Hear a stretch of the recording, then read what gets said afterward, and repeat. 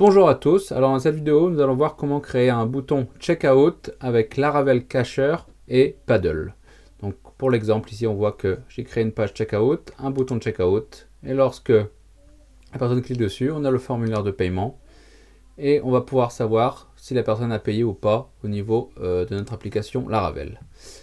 Alors au niveau de mon site j'ai créé l'article complet avec toute l'explication écrite et le code à utiliser. Donc pour le début, je ne vais pas refaire toutes les étapes puisque je l'ai déjà fait. Donc il faut installer Laravel Cacher Paddle, publier les migrations et lancer les migrations pour pouvoir créer les tables ici. On peut voir la table subscription, subscription item et transaction. Ensuite, au niveau de notre modèle user, donc si je me rends dans app modèle user, il faudra rajouter billable au niveau du use. Cela permet à chaque utilisateur de pouvoir être associé à un paiement ou un abonnement. Ensuite, il suffit de vous créer un compte sur Paddle Sandbox. Donc, ici le lien. Moi j'ai déjà un compte. C'est l'environnement test de Paddle. Récupérez votre client site token et votre API token que de vous renseigner dans le point env de votre projet. Donc tout ceci se trouve au niveau de authentification. Ici, vous aurez vos clés à rentrer et renseigner Paddle Sandbox à true pour que l'application sache qu'il doit utiliser le sandbox et pas l'application officielle de Paddle. Ensuite, il va falloir ajouter un produit. Ici, j'ai déjà fait Premium Project. Lorsqu'on a rajouté un produit, un prix. Ici, 19 €. Vous pouvez récupérer l'ID du prix. Donc, c'est ici, ça sera cet ID ici. Le billable, j'ai déjà fait. Et maintenant, on va créer cette page. Donc, j'ai créé une page filament. Vous connaissez, PHP Artisan Make Filament Page. Et je l'ai appelé Checkout. Au niveau de cette page, je vais donc juste faire un get view data pour retourner la data à cette page. Et qu'est-ce que je vais retourner? Le checkout, le bouton de checkout directement. Et pour ceci, on suffit de faire appeler hot user, checkout et le produit qu'on veut, le prix du produit qu'on veut. Donc c'est bien ici cet identifiant. Et ensuite au niveau de la vue, j'ai fait une vue toute simple ici. Ne pas oublier d'ajouter Paddle.js ici au niveau de votre layout où vous voulez. Donc ça sera le JavaScript Paddle pour que ça fonctionne. On verra plus tard le as pour chasse. En fait, s'il a déjà acheté, j'affiche ce message. Sinon, j'affiche le X Paddle button. Et au niveau de checkout, je mets la variable checkout. Et ça affiche bien ce bouton. On va tester. Si j'achète Paddle, je me rends ici dans la documentation pour avoir des numéros de carte bancaire factice.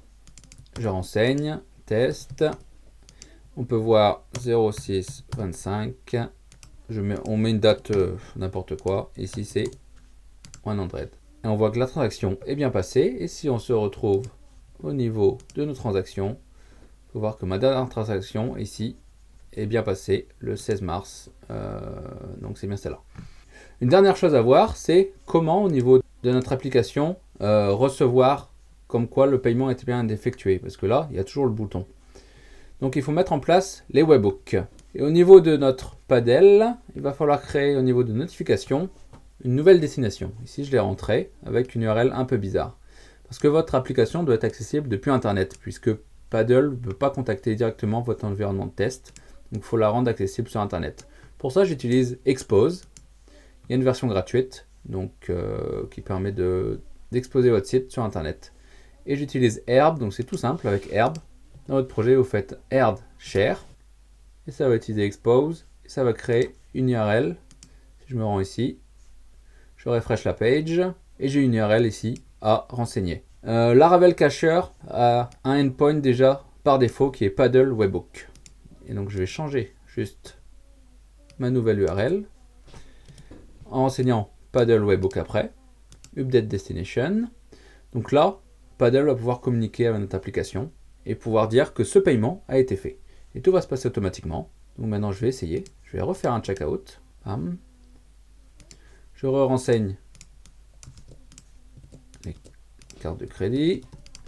06, 28 et 100. Voilà. Et lorsque j'actualise la page, on peut voir qu'ici, votre achat a été effectué.